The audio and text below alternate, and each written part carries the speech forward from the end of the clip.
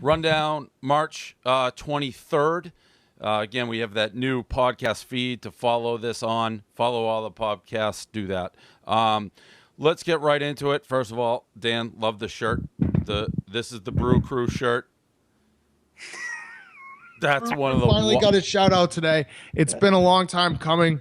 I just want to say to everyone in the Brew Crew, congrats. We've stuck by our man through and through a lot of sources, through a lot of fake stories. When Cuban basically said he was going to bash Chris Broussard's brain in for making up stories last summer, we stood there and we said, no, DeAndre Jordan, like we believe him. So shout out to Chris Broussard. Shout out to the Brew Crew.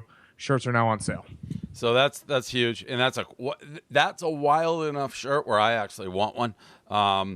And I'm not even part of the Brew Crew. I don't want to be in the Brew Crew, but I want that shirt. Yeah, and I'm not just saying that to sell shirts. Speaking of shirts, local flavor today, Bryant Intramurals World Champs. So, again, I keep the intramural shirts coming because I like to just drown myself in championships. Let's start with this story, just a wild story. I don't know if it's true. We'll just pretend it's true for the internet's sake. So some chick meets a guy at a grocery store. They go on a first date. And then she's bragging how secure she is in her womanhood. So she's secure enough to take a shit in the guy's bathroom. The toilet doesn't flush. Suddenly she's not so secure anymore. So she picks the shit out of the toilet, puts it in her purse, and continues along with the date. We are going to go again for the sake of this discussion that this is a true story. We'll start with you, Kevin. What do you got on poop in the purse gate? I will assume that, but let's just all agree that it's not true. So for the sake of reality, no girl would shit on a first date and then put it in the bag and everything. What do you think is more? I think that's the crux of this story. What is more unbelievable? That a girl would shit on a first date or that she would put in the purse? Because I actually think putting in the purse is believable, but shitting on a first date is not believable. Girls shit like once a week. They hold it in for like days at a time. There's no way anybody would shit on a first date. I also think it's ridiculous that you would take the poop out because it's a first date. And it's like, I would just be like, all right, I blew up your bathroom. I fucking overflowed the toilet. I'm out of here. I'll never see you again. I wouldn't walk around with shit in my purse for the sake of this dude who I don't even really know. Unless this guy was like a fucking super baller or something. It's not worth putting poop into your purse for. I would scoop out poop on a first date if I was with a girl that I absolutely liked and I had a log stuck in the toilet. I would do drastic shit. I've hand plunged before. Have you guys never hand plunged? Yeah, not direct, but like sneaking. I don't know. I've been able to avoid. I've been stuck in a situation where it's like I gotta there's no plunger, and you can't just leave the toilet how it is. So you got to think fast. I would never take a poop out of the toilet because everyone knows. Once the poop is out of the water, it smells like 10 million times worse. But the hand plunge has been done. Like, the other part of the story is like if you wrap it up and put it in the purse, you smell like a fucking pile of manure the rest of the night. But I'm surprised. I would just be like, I'm done here. I'm out. I fucked this up. So you're with a girl that you think is really hot and you want to impress, and you have a poop style. By the way, I would cancel the date before it got to that point. I'd be like, somebody called, I gotta go. I forgot something. I go poop somewhere else. But if you do that, I would do anything to get the poop out. I would run out of that apartment. I would burst out of that bathroom, run out the front door, and never. I would probably move. I would probably move cities. I would never be seen again. I'll say two things. One is I'd probably just take a shower. Like I'd like if the toilet was clogged, I'd probably just hop in the shower and like try to figure out a way to get shove it down the drain. Yeah, that's probably that would be my first reaction. It's not a guy-girl thing either. No guy poops on the first date. Totally. Yeah, it's not like you don't poop or fart until like date 10. So you don't poop or fart until sober sex has been like maintained, and that's like a thing now. So it's unbelievable for that. And the poop out of water, I think that part is the most unbelievable. As a guy who has shit his pants once or twice before, that thing smells. You can't run away from it. You trying to get away from that? it's following you everywhere. So I don't buy it. Again, there's things you could do in the bathroom. You could hide. You could do you. I would do something, but again, I think the moral of the story is the actual act of like, yes, I'm going to go into this person's bathroom and poop is more unbelievable to me than I feel like that's a code red. Once that poop's in there, the rules of society no longer exist. You already broke the rule, but now you're in a code red emergency situation. Letterman, and by the way, KFC, I didn't know that you're so fucking like you're so good looking and you have so many hot girls you can hook up with. You can just throw one away with like a poop. Like I'm not an athlete, not a pro athlete, so it's not like, oh, there's another hot chick down the road. You have a hot chick, you got to do something about that poop. Letterman, crazy. This is your thing, KFC. By the way, all the good news. That's how we do copyright. Now everything's on Twitter, so we can just, instead of doing it, it's a workaround to get the photo from Twitter. But Letterman, he crazy. I'm curious to hear my dad's opinion on this, but we'll start with you. You want me to call him? Actually, yeah, please do. You know what you should do? Send it to your father and just say, who do you think this is? Because I think even a diehard Letterman fan, like that's the way I was going to blog it. It was just like the headline, like, guess who this celebrity is. I don't even think Mike Portnoy could pick that guy out. I don't even know if it's really him. I think that maybe we're just like misinformed by some paparazzi. But if it is him, I'm happy because I think Dave Letterman probably loves this life. I'm sure he's loving being a disgusting, homeless-looking, on death's door old man after, 30 years of having to look pretty for the cameras all the time. So, and by the way, the socks. I don't know if you looked at the socks. The worst part of the whole outfit. They're like yellow, dirty, loose, disgusting socks. That guy's got to have better sock game. Big Cat? Your dad does say hello, by the way. He mentioned for me to say hello to you. Yeah. Letterman, Kevin, you're exactly right. If you're on like that for as long as Letterman was on and like expected to be that guy for so long, the minute you're off, it's over. I would let it all go to shambles. So I totally get where. And isn't he kind of a recluse? Doesn't he like live in Montana or something? Pretty sure. We gotta ask Mike. Might have made that up.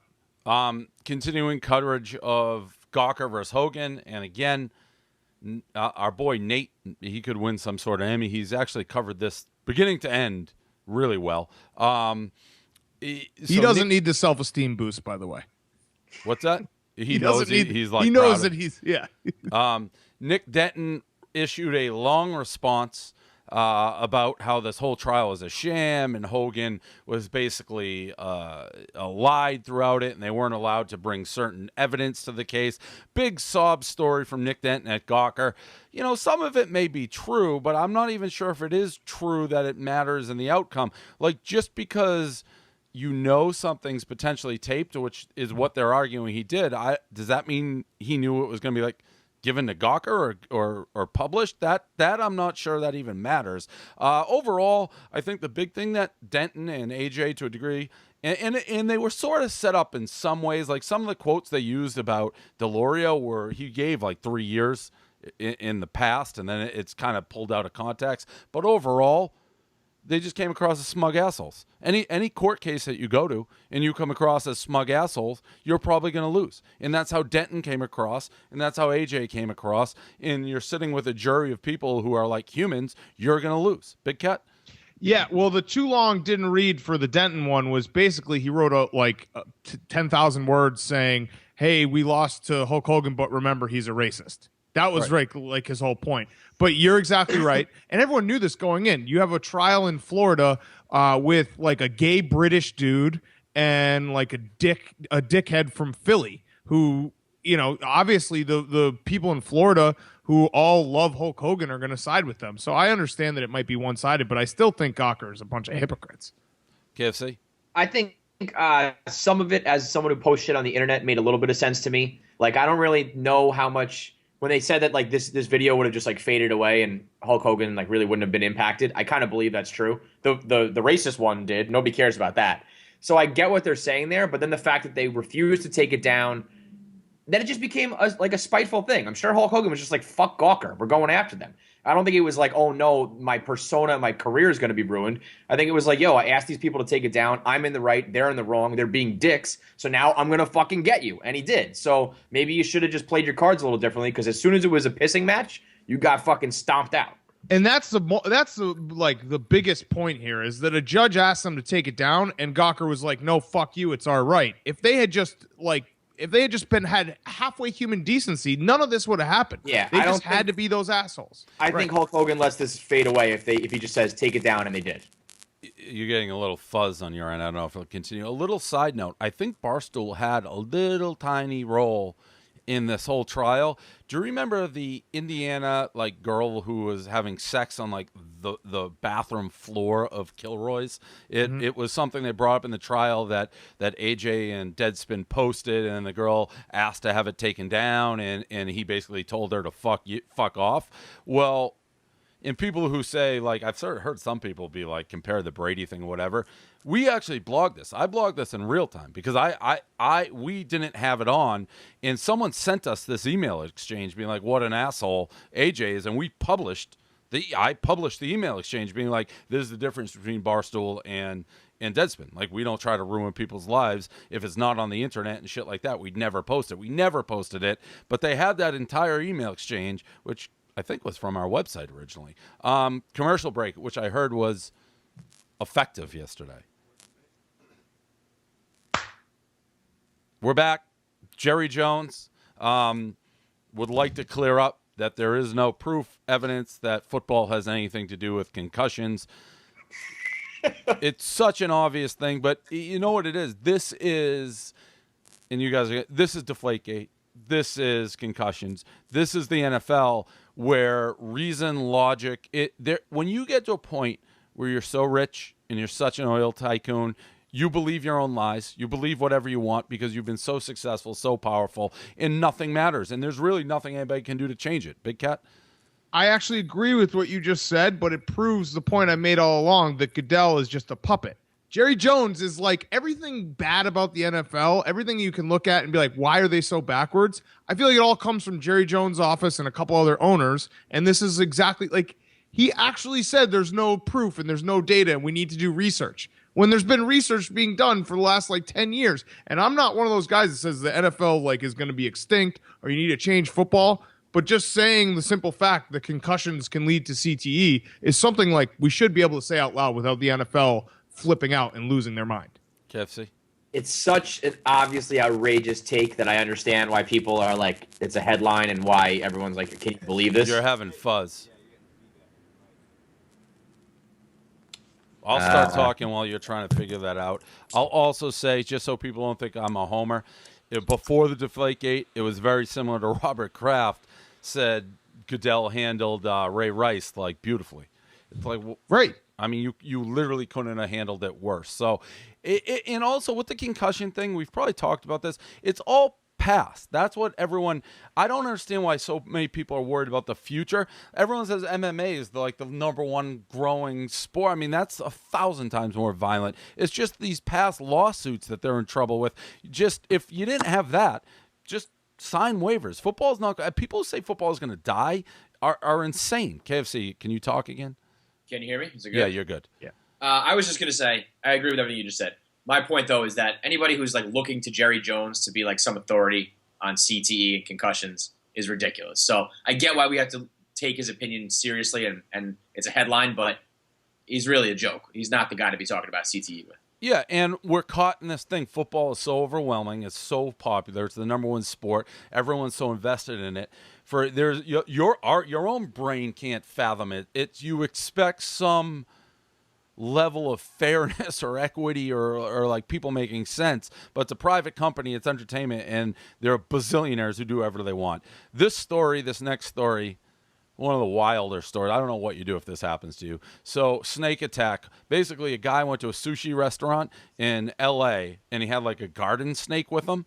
And the sushi place is you can't have the garden snake in the restaurant. He said, okay, got mad, went home, picked up his 13-foot Burmese python, went back to the sushi place, and threw it at people. And then so the python is slinging around in the sushi place, like trying to suffocate people, basically. What do you do if you're in a sushi place and a guy's using basically a 13-foot Burmese python as a grenade? KFC? This is the most savage behavior of all time. This guy needs to be like put in jail for life. You fuck around.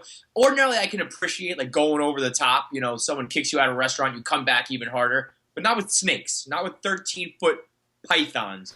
This is full-blown terrorism. This guy needs to be tried under like Homeland Security rules and shit like that. This can't be tolerated. We need to set a precedent right now that if you throw pythons at people, you die. They kill you. That guy should be killed. Big Cat? I'm going to go one further, Kevin. If you own a snake as a pet, lock him up. Get the fuck out of here. Lock him up. That's not a pet. That's not a pet. You can't own a snake as a pet. A snake is not a fucking pet. So take those people. And look, here's the thing. Any snake owner out there who had like there are no normal snake owners out there. They're just snake owners waiting to throw their snake at someone. Like that's every snake owner there, I would assume, has thought like, oh, I'll just go get my python and start launching it at people at the restaurant. So you have to stop this now. We have to get someone in place to be like, no, you cannot own a snake. And while we're at it, toss out the ferret people too. Ferret people are fucking weirdos. There's two pets you can have. You can have a dog, and I will begrudgingly give you cats because those are popular too. Everything else on the list, like birds, gerbils, like lizards and turtles and shit. You can none of those are acceptable pets. I don't hate a turtle. I'm just gonna throw that out. Turtles are nothing. I mean, turtles you can just.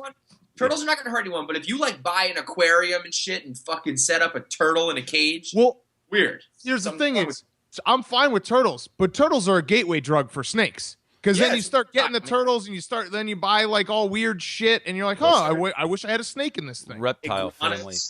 I hate snakes. I've said a million times, I'm not a snake guy. I actually sort of felt bad for this snake. Like snakes are terrible. Nobody wants a snake. Snakes cause enough damage on their own, just slithering around without Mr. Shark over here now protecting all the snakes. No. This fucking snake.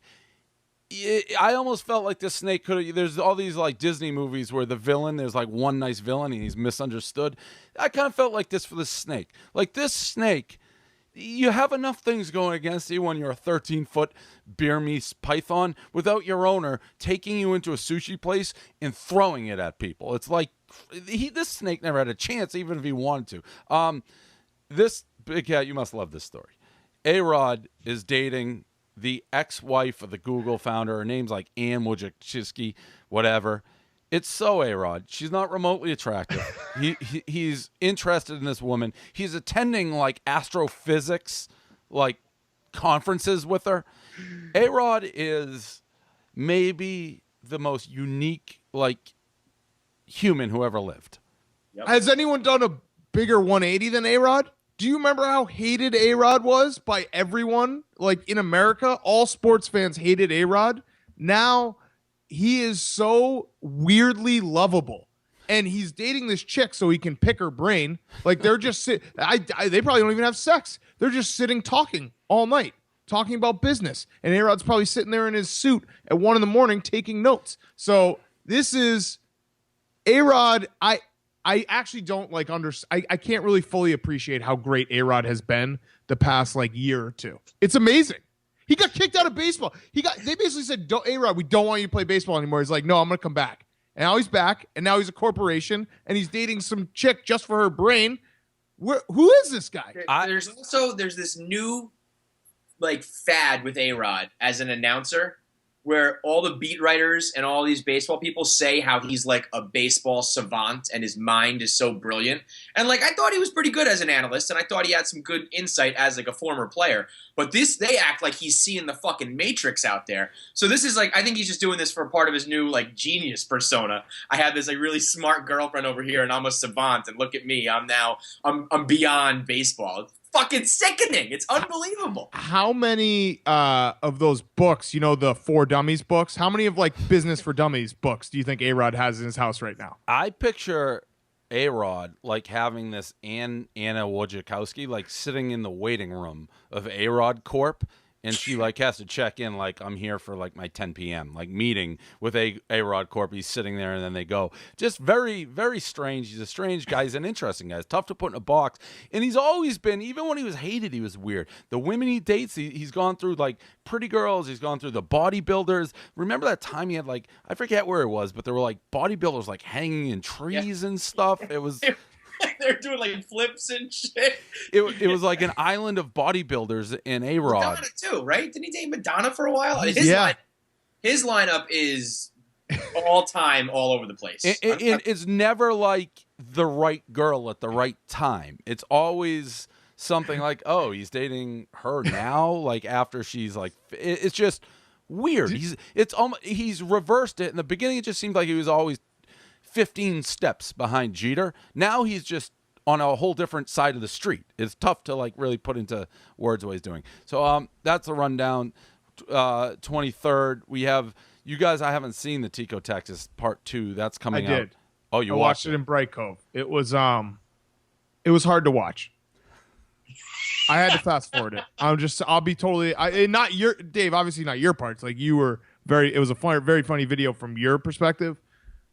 Watching Tico Texas like perform what I think it's music. Holy shit, man. I can't wait to see that. Holy shit. Her new thing is that she thinks I'm racist because I called you a dancing monkey.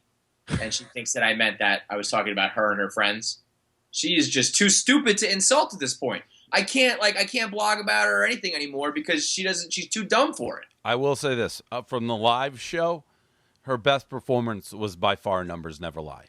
That was because she wasn't. I think that was taped. That was kind of electric. I think she was lip syncing that. That kind of got the whole place jumping. I think she was lip syncing that, Dave. The other songs, she had laryngitis. She never used. That's why I think. Yeah, she never used it as an excuse.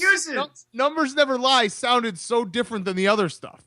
She never used it as an excuse. I didn't hear her once be like, I have laryngitis, I can't sing. She took the mic, she performed. She can't sing without laryngitis either, so it's hard to use it as an excuse. Well, that'll be coming out. It was the lighter. That lighter that doesn't work. Kevin, she gave Dave, she said that she gives everyone who supports her a gift. She gave Dave a lighter that was out of lighter fluid. I mean, Dave, I know you don't like me. I know you like to like make fun of me and shit. The fact that you are deciding to put all your eggs in this trash bag's basket. She has like she's not funny. She has no personality, no talent, no career. And the fact that she's giving you like re-gifts, like trash bag gifts. And you're still like, yeah, Tico Texas is my girl. You're pathetic. You're just listen, she had that place jumping. She had Dawn's Depot jumping. The DJ was talking her up big time. Crowd was chanting Tico. She had laryngitis. I think that may have set back her performance a little bit. But when that hook dropped and Numbers Never Lie, one of the best concerts I've ever been to for that song. Legitimately. Oh, my God. So that's going. And the crazy thing is, I have a pizza review coming out. That may have been, in my mind, the most unique interview I had of the entire. I met a guy who loves pizza more than anybody loves anything. It's his soul. Did you watch that? Yeah, his pizza's made of. His soul is made of pizza. It was unbelievable. He loves pizza, and that'll be coming too. So that's the rundown. Please call your father. Oh, he's worried about you. Yeah, I heard Hank trying to set my dad up with, like, it took a couple hours to get him on Skype. So he's fine. Yeah, we're using him for his legal mind, not his technology. Does he know he's Roger Cossack now? Yeah, I told him that. That's how I pitched it to him. I said, we would love to have you as our Lester. I screwed that up. I did a Portnoy. I called him Lester Cossack, but I said we'd love to have you as our Lester Munson Roger Cossack. So and he's down with it. Yeah. He said as long as I give him a heads up, so because like I'm not gonna ambush him. I think he thinks I'm out to ambush him, and he trusts. Yeah, I know you've screwed his brain up. I had to like say to him, I was like, hey, I'm not, because he was doing the Skype stuff, and he's like, oh, this is gonna end up being a blog. I was like, I'm not gonna. I don't like. I understand. Like you're setting up Skype. It's not easy, Like I'm not here to ambush you. So you screwed his brain. He always thinks he's on ambush alert. Yeah, constantly. because you he has a son that actually would ambush him. You do that to everyone in your life. Everyone's on ambush alert. Anybody who has anything to do with Dave Portnoy is always watching their back. Always. I feel like I'm going to like shake your dad's hand and he's flinching because he thinks I'm going to punch him in the face. It's like, no, it's cool. I just I want to talk. All right. Well, I'm glad we got him on board. So that's good. It's the rundown.